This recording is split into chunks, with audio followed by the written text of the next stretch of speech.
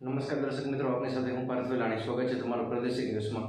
હળવદ મામલતદાર કચેરી કે જ્યાં અરજદારો તે પોતાના કામ માટે આવતા હોય છે, સરકારી કામમાં કે જે રેવન્યુ વિભાગના કામો હોય કે દસ્તાવેજના કામો હોય અને આ બધા કામકાજ માટે ત્યાં આવતા હોય. સિનિયર સિટીઝનો હોય, ગામડેથી આવતા હોય કે બહારથી આવ્યા હોય, તો પણ એના માટે જે બેસવા માટેની એક સારી સુવિધા નથી અને છે પણ ઓછી છે, યોગ્ય વ્યવસ્થા નથી. અને જ્યાં અહીંયા કને સીટ છે, બાંકડો છે અને રબરની પર સીટ જે એ પણ તૂટી ગયેલી છે, કેવી હાલતમાં છે અને સિનિયર સિટીઝન બેસવું હોય તો કેવી રીતે બેસી શકે.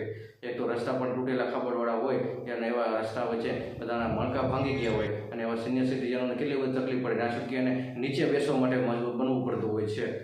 જે અવારનવાર આપણે રોજ જોઈએ છીએ મિત્રો, સાવ નીચે બેસતા હોય છે લોકો. આવી પરિસ્થિતિમાં હોય અને એના બાંકડા પણ આવી હાલતમાં હોય અને ખુરશીઓ તો ખુરશીનો પણ અભાવ જોવા મળી રહ્યો છે. પૂરતી ખુરશી પણ વ્યવસ્થા નથી અહીંયા કને ને એના લીધે જે અરજદારોને ખૂબ જ તકલીફ અને હાલાકી વેઠવી પડતી હોય છે. અને વિકાસની મોટી મોટી વાતો કરતી ભાજપ સરકારમાં જે સરકારી ઓફિસોની આવી હાલત હોય તો આના માટે કોણ જવાબદાર છે? શું કરવાનું?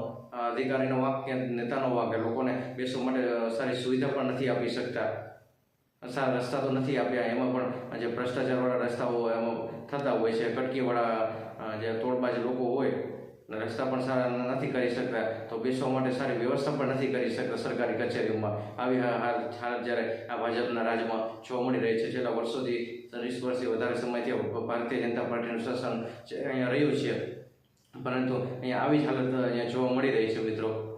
નમસ્કાર.